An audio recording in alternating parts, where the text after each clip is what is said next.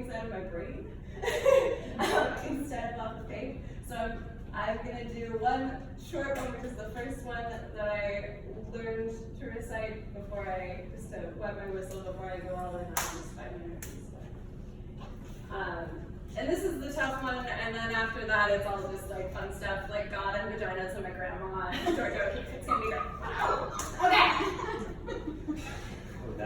My friend came back to our 11th grade drama class complaining that the boys had to stay an extra 5 minutes so the vice principal could remind them not to rape anybody.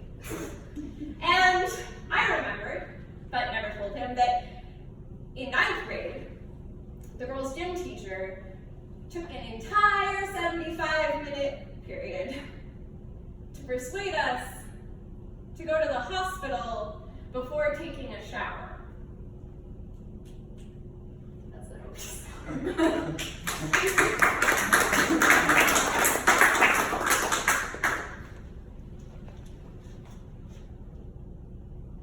I lit my own small fire at Notre Dame, which may have been the first Catholic church I ever set foot in at 14 beside my Alma, a woman who would tell you it was by faith that she had survived cancer 3 times, plus decent health insurance and a truckload of vitamin capsules lovingly smuggled down from Canada by my mother, the youngest of her 4 daughters who did not always find her the easiest woman to be mothered by, but who each found their own ways of caring for her in return, whether from the next room, the next house, the next village, or the next country.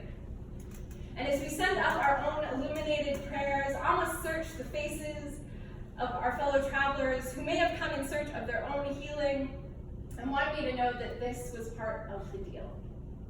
She was raised Methodist and married a Quaker farmer with a good nose on purpose because she knew by 19 exactly how she wanted her family to be. And she kept those these and thys rolling thoughtfully off her tongue until the day she sent her soul home to Jesus and her body to the medical lab at the University of Vermont, where the scientists who were about to examine her resilient remains remarked that they had never had a corpse ushered into their sanctuary by a chorus of loved ones singing, "Some bright morning when this life is over."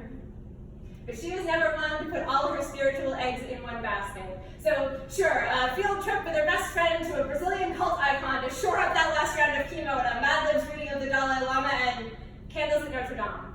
While we were in the neighborhood, why not? I still add a flame in every church that presents me with the opportunity, less for the healing and more for her. Sabbath being made for man and all that. I was impressed by the cathedral, although twice that age and then some again, I still cannot be sure that I mean that in a good way. What I remember most was what I only learned as it burned was called the People's Book, an archway intended to instruct the illiterate on why to be good. My youthful awe was dogged quickly by frustration as I craned my neck and found that still these intricate carvings were too high above for me to perceive their full glory. We returned home via London, one night only in the cozy Quaker hotel where I layered towels on my side of the bed and learned the true meaning of prayer, trying not to bleed on the sheets. My Alma bonded over Father Ted with the cab driver who brought us there and called him back the next morning to take us to the airport, where the conversation turned from TV priest to true belief, as he inquired of Alma what she supposed would happen to her when she died. She must have seemed in excellent health at the time, and he could not have suspected how at home she had made herself in this harsh territory. I'll see when I get there.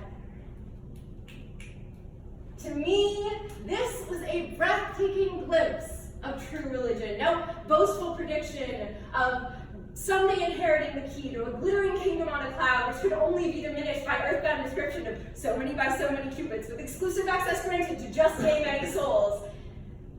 I'll see when I get there, was all my Alma had to say, and the driver, who must have been coached to elicit fear with this line of questioning, grew silently enraged at the patience and peace that spilled through his car.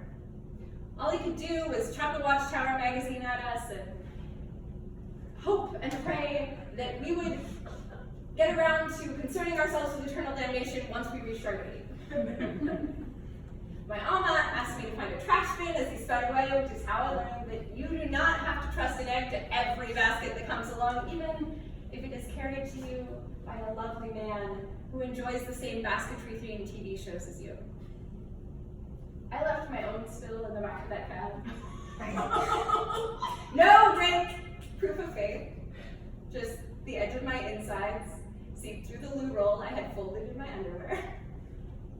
The unprompted response of the unwashed, seeking God a little closer to earth. I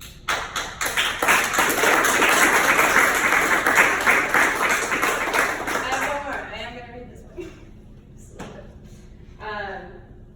This is another poem about the moon, thanks to the Georgia O'Keeffe book on the coffee table at my upstairs neighbor's XMAS party. And copies are available over there. She sneaks the moon in, says Mary. And I warn her I'll have to write this poem. There are rules, but the canvas is wide. Things are permitted to change. Here, the light is like light. Here, it's a warped echo of time and knowledge made visible. The moon is the moon. It's been cast in many pageants since being torn from us before we lived here, as a drunk old man, a running woman, a rabbit up to something. Not her moon. Her moon is a moon. It is enough to be a moon. It is enough to be a flower. She always denied turning petals into bubbles, and why would she? Plants do genitalia so much better than we do. But time is long. The moon was once part of this earth we would someday walk on, and then drive cars on roads not built for cars, and then build roads not suitable for walking. What I'm saying, but I have no excuse to say except it has occurred to me, and maybe I wish it, maybe someday our ovaries will be good enough to eat, and we'll blossom and fruit painlessly, offering our offspring to the world without fear, and maybe I'm not giving plants enough credit here.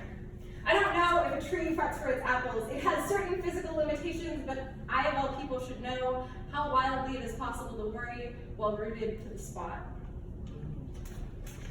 My Syrian students have a lot of questions about the long creches we pass on our way to after-school. So after school, I Google nativity in Quran, wherein Mary is Maryam and Jesus is Isa, and the birth is attended only by a date tree, which bends to feed the laboring mother its own children.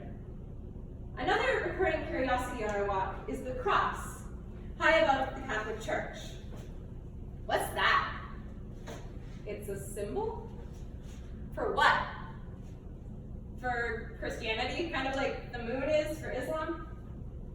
And this trilingual 8-year-old looks up, looks at me, puzzled, as well she should be, because this is an inscrutable message pinned to the sky.